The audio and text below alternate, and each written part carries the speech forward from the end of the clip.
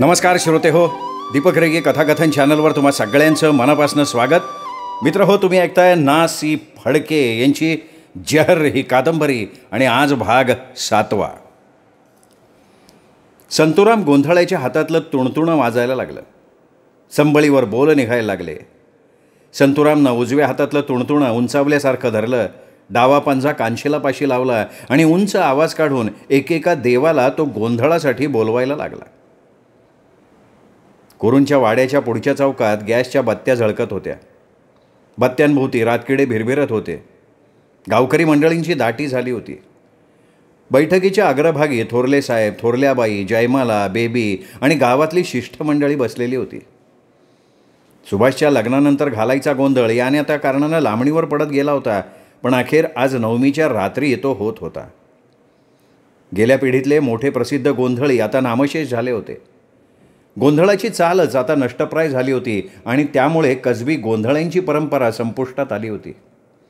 घरातल्या मंगल कार्यानंतर गोंधळ घालण्याची कल्पना थोरल्या साहेबांना पटण्यासारखी नव्हती, पण असल्या घरगुती बाबतीत त्यांनी थोरल्याबाईंना पूर्णपणे स्वातंत्र्य दिलं होतं.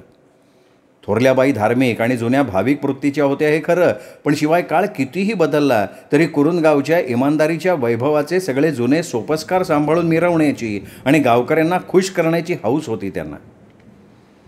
सुभाषच्या लग्नानंतर त्यांनी 4 दिवसांसाठी कुरुंदला यावं, नव्या जोडपाच्या हातनं सत्यनारायणाची पूजा करून घ्यावी, लेक सुनेच्या उपस्थितीत गोंधळ घालता यावा, असं खरं त्यांची फार इच्छा होती. पण सुभाषला पुरेशी रजा नसल्यामुळे त्यांची ही इच्छा पूर्ण झाली नव्हती. गोंधळही अनेक कारणांनी लांबणीवर टाकायला लागला होता, पण अखेर आज नवमीच्या मुहूर्तावर तो होत होता. बाईंनी सुनेला मुद्दाम मुंबईहून बोलवून घेतलं होतं. थोरले साहेब एवढे शिकले सवरलेले, मुंबईच्या सेशन जजच्या हुद्द्यावर नोकरी करणारे, अगदी आधुनिक विचारांचे. परंतु संतुराम गोंधळ्याचं ते प्रदीर्घ नमन ऐकताना त्यांनासुद्धा स्वतःच्या मनाशी कबुली द्यायला लागली की जुन्या गोंधळाचा थाट बघण्यासारखा आणि ऐकण्यासारखा असतो खरा. त्यांच्यापासून जरा अंतरावर जयमाला बसली होती. सासूबाईंच्या आग्रहावरनं ती शालू नेसली होती, अंगावर दागिने घातले होते. आधुनिक आवडीनिवडीची ती तरुण मुलगी होती, पण शालू दागिने अशा थाटात बैठकीच्या अग्रभागी बसण्यात तिला विशेष सुख होत होतंच. तिने जन्मात कधी गोंधळ बघितला नव्हता, पण तीसुद्धा गोंधळाचा एकंदर थाट बघण्यात रमलेली होती. तिला वरचेवर एवढंच वाईट वाटत होतं की गोंधळाच्या बैठकीत तिच्या जोडीनं बसायला सुभाष हजर नव्हता. त्याची आठवण तिला वरचेवर येत होती. तिचा आणि सुभाषचा सहवास फार थोडा झाला होता. लग्नानंतर एकांताच्या पुरत्या 6 रात्रीसुद्धा तिच्या वाट्याला आल्या नव्हत्या, पण जो एकांत तिला मिळाला होता त्याच्या परोपरीच्या आठवणी तिच्या मनात येत होत्या.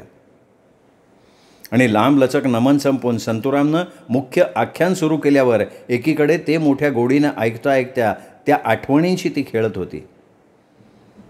सुभाषची पत्र तिला महिनाभरात आली होती. त्या पत्रातले कित्येक भाग तिला आठवत होते. त्यांनी लिहिलं होतं की मुंबईच्या काही वृत्तपत्रांच्या प्रतिनिधींची तुकडे इकडे आली, त्यांच्याबरोबर तुझे धाकटे काका आले, त्यांची माझी भेट झाली. 2 दिवसांनी रजा घेता आल्यामुळे मला त्यांच्याबरोबर थोडंसं हिंडता आलं. इथे काश्मीरमध्ये विलक्षण निसर्ग सौंदर्यानं नटलेली अनेक ठिकाणं आहेत, त्यातली 1-2 मी तुझ्या काकांना दाखवू शकलो. पहिलं पहलगाव आणि दुसरं खिलनमर्ग. मी इतके दिवस या देशात आहे, पण लष्करी नोकरीच्या बंधनामुळे काश्मीरची शोभा बघण्याची संधी मला कुठे मिळाली होती. ज्या ठिकाणी आमची छावणी आहे त्या ठिकाणी उंच उंच पहाड आहेत, बतूल, चिनार, सफेदा अशा वृक्षांचं दाट जंगल आहे. हे सौंदर्य अष्टवप्रहर डोळ्यांना दिसतं, परंतु या एका स्थळी डांबलेल्या अवस्थेत माझे बहुतेक दिवस गेलेत. काश्मीरला भेट देणारे प्रवासी जी ठिकाणं मुद्दाम जाऊन बघतात ती बघण्याचा योग आजपर्यंत आला नव्हता. त्यामुळे तुझे काका इकडे आले आणि त्यांच्याबरोबर 2 दिवस का होईना हिंडायची संधी मला मिळाली, याचा मला आनंद झाला. तिला पत्र आठवत होतं आणि इकडे संतुराम गोंधळ्याचं आख्यान ऐन रंगात आलेलं होतं. संतुरामच्या तोंडातनं कवनाचे चरण एकामागून एक उंच खणखणीत आवाज बाहेर पडत होते आणि हिला, जयमलाला सुभाषचं दुसरं पत्र आठवलं. पहलगावच्या छोट्याशा मुख्य बाजार रस्त्यावर उभं राहून सभोवर नजर टाकली की आपण पृथ्वीवर नाही तर कुठल्या तरी स्वप्नसृष्टीतल्या एखाद्या ठिकाणी उभं होतं असं वाटतं. हजारो फूट उंचीचे पर्वत 4ही दिशांना उभे आहेत. दरीतून लीडर नदीचं पाणी खळखळून वाहतं आहे, पर्वतांच्या बरगड्यांवर 50-50, 60-60 फूट उंचीचे प्रचंड वृक्ष उभे आहेत. त्यांच्या पर्णांचे हिरवे, निळे, काळे रंग जिकडे तिकडे माखलेले आहेत. संतुराम गोंधळ्याच्या आख्यानातला राजपुत्र आता बैराग्याच्या मागोमाग चालला होता. जंगलातली वाट संपली होती. तो राजनगरीत प्रविष्ट झाला होता. सुभाषनं आपल्या पत्रात खिलनमर्गचं वर्णन केलं होतं, तेही जयमालाला आठवत होतं. श्रीनगरची उंची 5000 फूट आहे. तिथून तनमर्गला गेलं की आपण 7000 फुटावर जातो. तिथून आणखीन 2000 फूट उंच चढलं की आपण गुलमर्गला पोचतो आणि त्याच्याही पुढे 2000 फूट उंचीची मजल मारली की खिलनमर्गला आपले पाय लागतात आणि 11000 फुटाच्या उंचीवर आपण उभे राहतो. याचा अर्थ आपण हिमालयाची एक पर्वतराजी चढून आलो एवढंच घ्यायचा.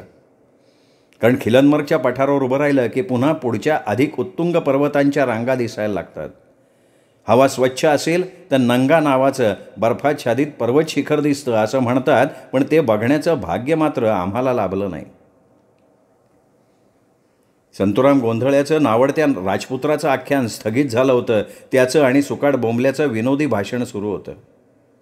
श्रोते हसत होते, टाळ्या पिटत होते, शिट्या फुंकत होते. सगळीकडे हास्याचे चित्कार उमटत होते.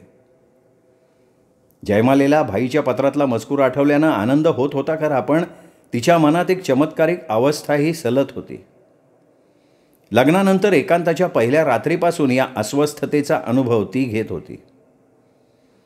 काश्मीरहून धाडलेल्या सुभाषच्या पत्रात निसर्ग सौंदर्याची वर्णनं होती, गमतीच्या हकीकती होत्या, पण बायकोवर नितांत प्रेम करणाऱ्या नवऱ्यानं जे साहजिक लिहावं असं काहीही नव्हतं. प्रीतीचे लाडके शब्द नव्हते, विरहाच्या दुःखाची कबुली नव्हती, तुझी आठवण येते असा उल्लेख नव्हता, पुन्हा तिकडे केव्हा यायला मिळेल आणि तुझी भेट कधी होईल अशी जीवाला तळमळ लागली आहे अशा अर्थाचं त्या पत्रात एकही वाक्य नव्हतं.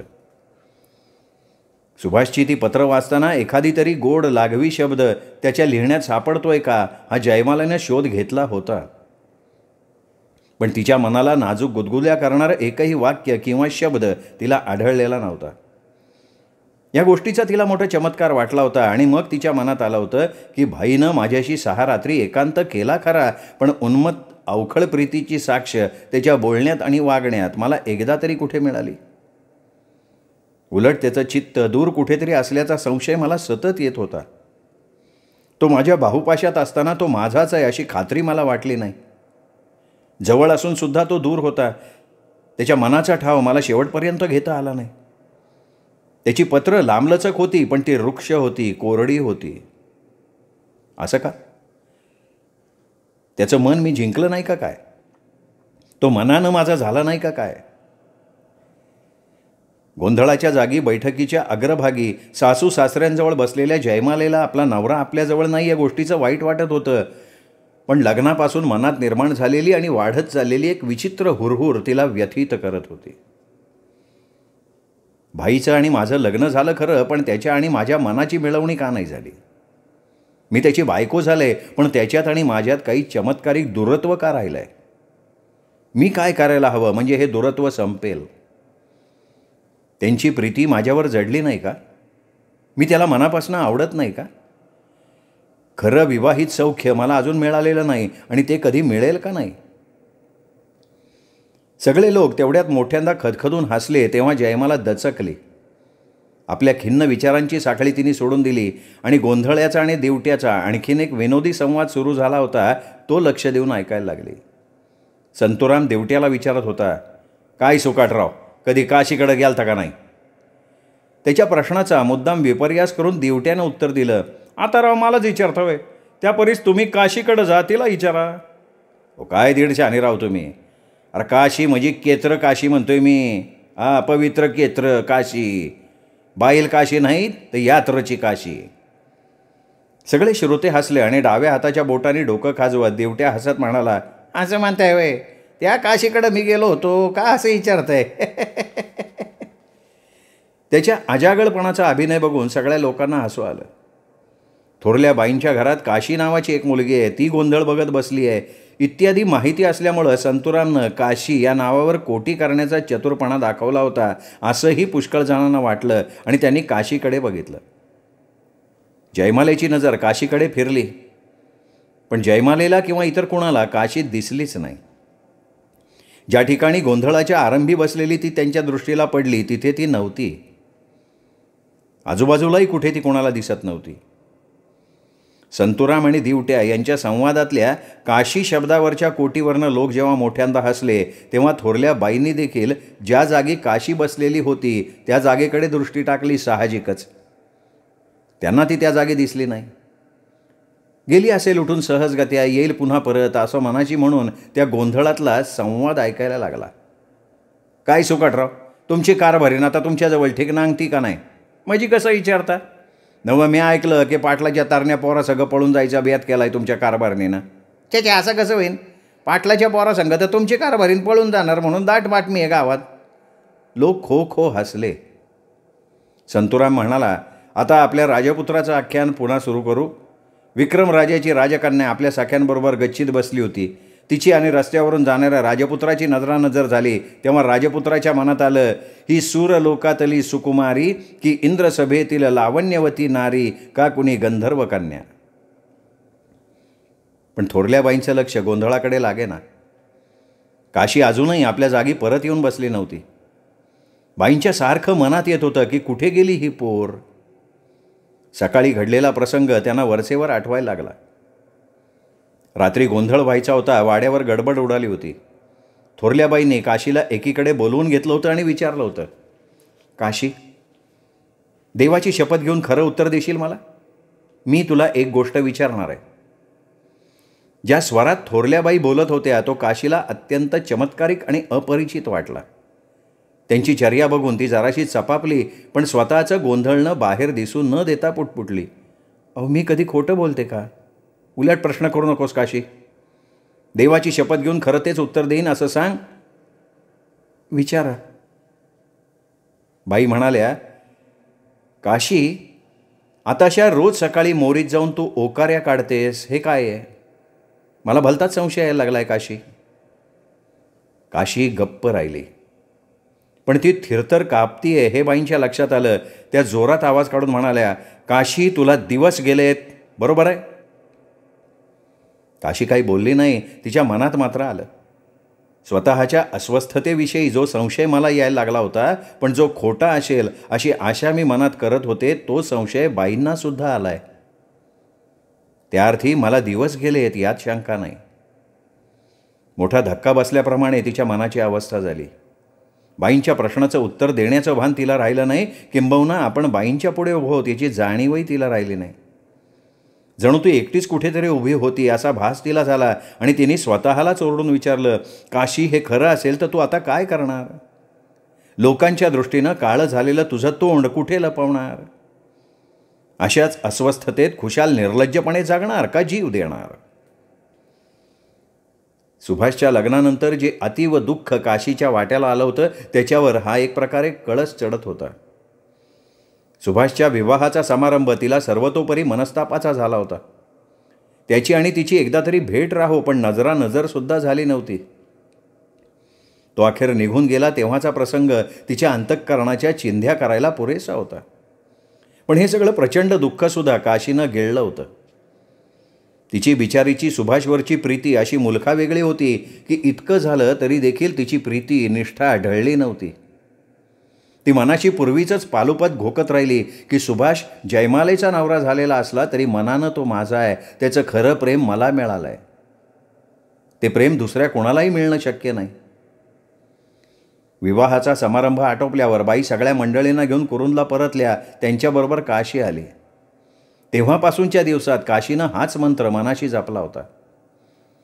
तिच्या जागी एखादी दुसरी मुलगी असती तर तिने ठरवलं असतं की संपलं सगळं. ज्याच्यावर मी प्रेम केलं, विश्वास ठेवला, ज्याला सर्वस्व दिलं, ज्यांनी कधीही अंतर न देण्याची मला वचनं दिली, त्यांनी अखेर माझा गळा कापला.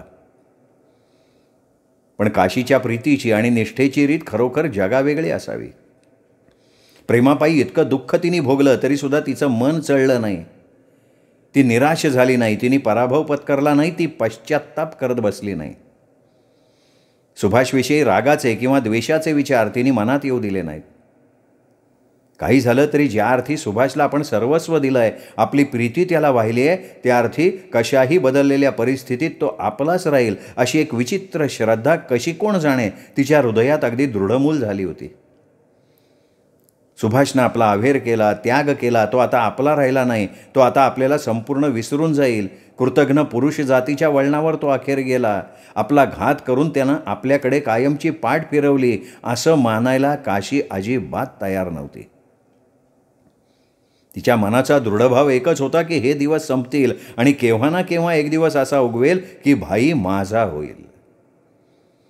पत्नी म्हणून नाही, परंतु लाडकी दासी म्हणून तो माझा स्वीकार करेल. पत्नीच्या प्रतिष्ठित पदापेक्षा लाडक्या दासीचं नातं तिला जास्त प्रिय वाटत होतं आणि त्या नात्यावरचा आपला हक्क अबाधित राहील असं तिचं मन तिला सांगत होतं. सुभाष दूर गेला होता. त्याची आणि तिची भेट कधी होणार होती हे परमेश्वरालाच माहिती. तरीसुद्धा काशी खचली नव्हती. सुभाषवरची तिची प्रीती निष्ठा हटली नव्हती. भोगावं लागलेलं सगळं दुःख तिने गिळून टाकलं होतं आणि हसतमुखानं ती पूर्वीप्रमाणे वाड्यावर वावरत होती, कामधाम करत राहिली होती. पण आता तिच्या गुप्त दुःखावर हा कळस चढत होता. थोरल्या बाईंचं बोलणं ऐकून तिच्या मनात येत होतं, आताशी मला येऊ लागलेली शंका बाईंना सुद्धा आली तेव्हा ती खरीच आहे. भाईबरोबर रानातल्या एकांतात जे सुख मी मनःपूत घेतलं त्याला हे फळ आलं म्हणायचं. मला दिवस गेले. आता मी जिवंत राहू का मरून जाऊ? या विचारानं तिचं अंग आणखीन थरथर कापायला लागलं. क्षणमात्र तिला वाटलं की आता मात्र आपली सगळी सुख स्वप्न चुरडून गेली. आता मात्र आपल्या आशेला कसलाही आधार नाही. आता मात्र आपली पुरती विटंबना झाली, पराभव झाला. पण काशीचं प्रेम इतकं निर्मळ, त्यागी आणि म्हणूनच इतकं तीव्र होतं की हे विचार तिच्या मनात उठले तेवढ्यात ते विरले सुद्धा. ती मनाशी म्हणाली, मला दिवस गेले असले तर त्यात उलट आनंदच आहे. सुभाषचं अपत्य माझ्या उदरात असेल तर मी धन्य झाले म्हणायची. जगाच्या दृष्टीनं मी कुमारी आहे. आई व्हायचा हक्क मला नाही. माझं तोंड मी काळं करून घेतलं आहे, ते मी जगाला दाखवता कामा नये. ठीक आहे, जगाचा आणि माझा संबंध तुटणार एवढंच ना? माझं तोंड मी लपवलं पाहिजे एवढंच ना? हरकत नाही. पण माझं जगणं संपलं असं काय मानायचं?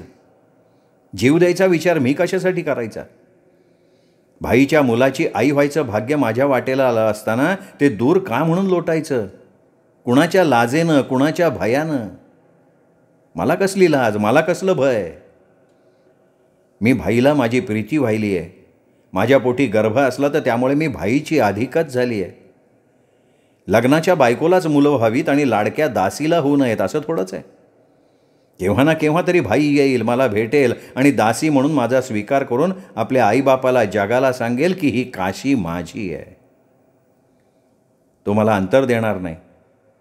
रानातल्या एकांतात त्यांनी कितीदा तरी माझ्या कानात सांगितलं आहे की काशी मी तुला अंतर देणार नाही कधीही.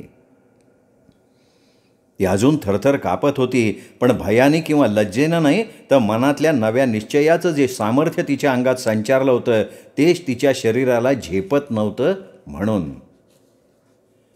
थोरल्या बाईंनी तिला ओरडून विचारलं, काशी देवाची शपथ घे, खरं सांग, तुला दिवस गेलेत ना?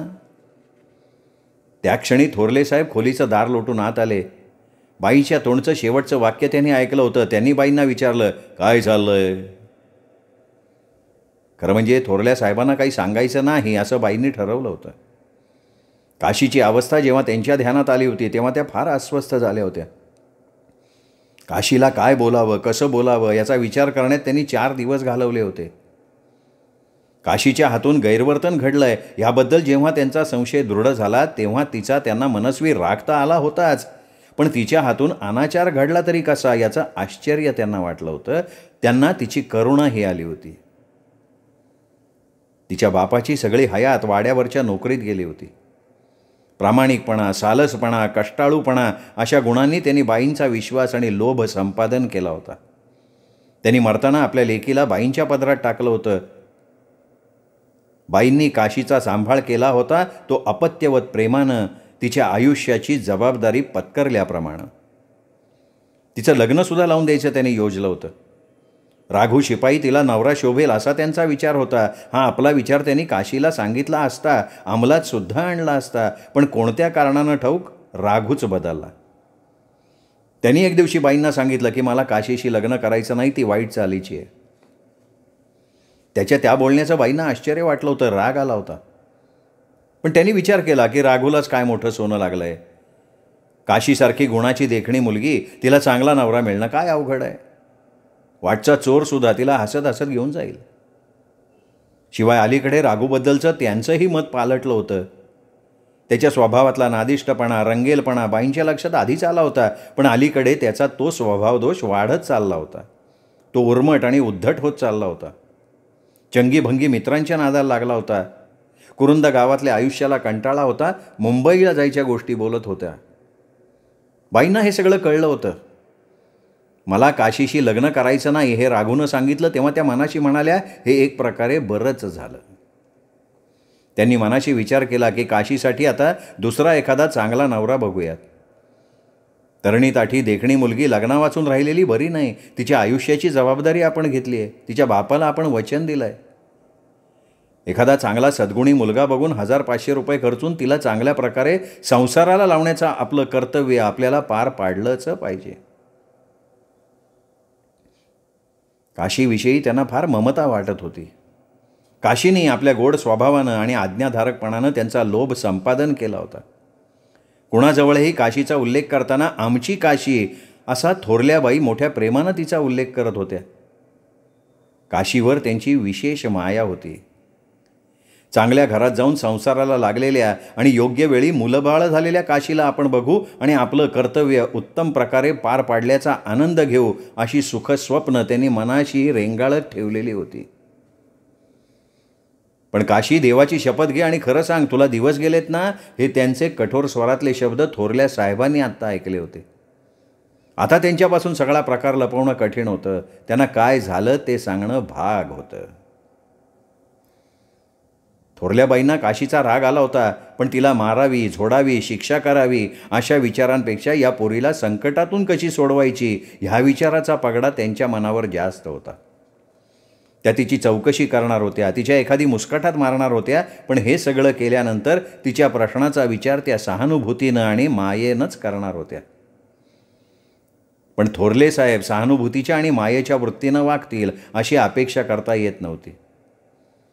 खरं म्हणजे हा प्रकार त्यांना कळायला नको होता, पण आत्ता ते समोर उभे राहिले होते. ते आता थोरल्या बाईंकडे बघत होते. आता त्यांच्यापासून लपवणं अशक्य होतं. सगळ्या गोष्टी त्यांना सांगितल्या वाचून सुटका नव्हती. बाईंच्या तोंडची गोष्ट ऐकल्यावर थोरल्या साहेबांची चर्चा न्यायाधीशाच्या चर्येप्रमाणे निर्विकार राहिली. पण काशीकडे बघून ते म्हणाले, आता मी विचारतोय त्याचं खरं उत्तर दे. माझ्याकडे बघ. थोरले साहेब तिला म्हणाले, पण नजर वर करण्याचं धैर्य काशीला होईना. थोरल्या बाईंकडे बघून साहेब म्हणाले, असल्या प्रकारात खरा गुन्हा घडलेला असतो तो स्त्रीचा नाही तर पुरुषाचा. कोवळ्या वयातल्या अज्ञानामुळं आणि शरीरधर्मामुळं हिच्या हातून घडू नये ते घडलं, हा हिचा अपराध खरा, पण गुन्ह्याबद्दल शासन झालं पाहिजे ते हिला नाही, तर ज्याने हिला भुरळ घातली आणि फसवलंय त्याला. तो बदमाश आता नामानिराळा राहिला, पण खरं म्हणजे त्याला झोडपायला हवा, त्याला जाब विचारायला हवा आणि ह्यासाठी हिने त्याचं नाव सांगायला हवं. काशी, मला सांग, कोणी फसवलंय त्याला? काशी गप्प उभी. थोरले साहेब आपल्याला असला काही प्रश्न विचारतील तिला कल्पनाच नाही. त्यांचं बोलणं ऐकून ती चपापली. तिला ओरडावंसं वाटलं. असं वाईट साईड बोलू नका, असले अपशब्द मी ऐकून घेणार नाही. अपराध दुसऱ्या कुणाचं नाही, असला तर माझ्या एकटीचा आहे. खूप बोलावंसं वाटलं, पण तिच्या मनानं इशारा दिला, तू थोरल्या साहेबांच्या समोर उभी आहेस, त्यांचा मान तुला राखला पाहिजे. काही झालं तरी त्यांच्या घरात तू लहानाची मोठी झाली आहेस. थोरल्या बाईंनी पोटच्या पोराप्रमाणे तुला वाढवली आहे. त्यांच्या पुढे मर्यादा सोडून बोलणं तुला शोभणार नाही. गप्प रहा. थोरल्या साहेबांनी आवाज चढवला. विचारलं, कोण आहे सांग, बोल. थोरल्या बाई तिला हळूच म्हणाल्या, काशी, अगं हे काय विचारतायत, तुला कळतंय का नाही, नाव सांग. नाव सांगितलं नाहीस ना काशी तर चापका खाली फोडून काढीन तुला. जे घडलं त्याबद्दल तुला शासन करणार नाही मी. ज्यांनी तुझ्या आयुष्याशी आणि आबरूशी खेळ खेळला त्याला शासन करीन, पण तुझ्याकडून त्याचं नाव मला कळायला हवं. आणि नाव न सांगण्याचा हट्ट केलास तर तो मात्र तुझा गुन्हा आहे असं म्हणेन मी, आणि त्या गुन्ह्याबद्दल तुला शिक्षा दिल्याशिवाय राहणार नाही. तोंड बांधून गप्प राहू नकोस, बोल. तरीसुद्धा काशीने तोंड उघडलं नाही. काशी, असा उंच आवाजात थोरले साहेब ओरडले. त्यांच्या हाताची हालचाल झाली. मग मात्र थोरल्याबाई पुढे झुकल्या, त्यांच्या जवळ गेल्या, त्यांना म्हणाल्या, हे बघा, या बाबतीत तुम्ही आपल्या मनाला त्रास नका करून घेऊ. काय करायचं आहे ते मी करीन. खरं म्हणजे तुमच्यापर्यंत यावी अशी ही गोष्टच नाही. पण थोरले साहेब जागेवरचे पाय अधिक रोवून उभे राहिले आणि म्हणाले, असं कसं म्हणताय तुम्ही? ही गोष्ट तुम्ही मला कळू देणार नव्हता, ही तुमची चूक. हा प्रकार क्षुल्लक म्हणून सोडून देता येण्यासारखा नाही. हा प्रकार गंभीर आहे. तुमच्या आश्रयाखाली वाढली आहे ही मुलगी. हिच्या हातून जे घडलं ते उद्या 4 चौघांच्या तोंडी झाल्यापासून राहणार नाही आणि लोक म्हणतील यांच्या घरात असले प्रकार होतात. अब्रू जाईल ती हिची एकटीची नाही. हिने नाव सांगायलाच हवं. काशी, भऱ्या बोलानं नाव सांग, नाही तर फोडून काढीन चापकाखाली. थोरल्याबाई एकदम म्हणाल्या, काशी, माझ्या मनात आपली एक शंका येते, ती खरी नाही ना? राघू शिपायानं फसवलं का तुला? राघूच्या नादी लागली होतीस का तू? थोरल्याबाईंचे ते शब्द ऐकल्यावर काशीच्या मनाला धक्का बसला. तिच्या मनात आलं, अरे देवा, केवढा भयंकर अपमान थोरल्याबाई करतायत माझा. माझी प्रीती इतक्या खालच्या दर्जाची आहे की राघूसारख्या माणसाला मी ती दिली अशी शंका यांनी घ्यावी. माझा इतका अधप्पात झाला असेल असा तर्क बाईंनी करावा. मी माझी प्रीती किती उंच ठिकाणी अर्पण केली याची यांना कल्पना करता येत नाहीये. हे माझं केवढं मोठं दुर्दैव आहे. तिला वाटलं बाईंना ओरडून विचारावं की राघू शिपायाचं नाव तरी कसं घेताय तुम्ही? मी कोण वाटले तुम्हाला? माझ्या मनाची हीच पारख केलीत तुम्ही? राघूबद्दल मला विचारून माझी भयंकर विटंबना करताय तुम्ही. माझ्या अंतःकरणाला जखम करताय तुम्ही. अहो, ज्या ठिकाणी माझं मन जडलं ते किती मोठ्या योग्यतेचं आहे त्याची तुम्हाला नाही कल्पना. ज्या पायावर माझं सर्वस्व मी वाहिलं त्याच्या थोरवीची तुम्हाला नाही कल्पना. माझ्या प्रीतीचा अपमान करणाऱ्या असल्या शंका घेऊ नका. वाटलं तर चापकानं फोडून काढा, पण असल्या गलिच्छ उपमर्दकारक शंकांचे फटके माझ्या अंतःकरणावर उडू नका. पण काशीला कळत होतं की अपमानाचा केवढाही प्रहार झाला तरी तो मुकाट्यानं गिळणं भाग होतं. भाईचं नाव घेणं तिच्या हातून कालत्रयी घडण्यासारखं नव्हतं आणि त्यामुळे गप्प बसण्या वाचून ती दुसरं काहीच करू शकत नव्हती. तिच्या त्या गप्प राहण्याचा थोरल्या साहेबांनी विपरीत अर्थ काढला आणि ते म्हणाले, राघूनं फसवलं ना तुला? आत्ता माझ्या लक्षात आलं. तो हरामखोर आमची नोकरी सोडून का पळाला. पण जाईल म्हणजे कुठे जाईल त्याला शोधून काढणं अवघड नाही. तू त्याचं स्पष्ट नाव घे, सांग, राघूच ना. काशी खाली मान घालून स्तब्ध उभी होती. थोरले साहेब कडाडून ओरडले, काशी, बोलतेस का आता? खरोखर घेऊ चाबूक. मग मात्र थोरल्याबाईंनी त्यांना अक्षरशः ढकललं आणि तो चमत्कारिक प्रसंग संपवला. सकाळच्या या प्रकारच्या आठवणी थोरल्याबाईच्या मनात आत्ता येत होत्या. रात्री हा गोंधळ व्हायचा होता, सकाळी तो विचित्र गोंधळ झाला होता. थोरल्याबाईंची नजर चहूकडे काशीला शोधत होती आणि त्या मनाशी वरचेवर उद्गार काढत होत्या, गेली कुठे ही पोर?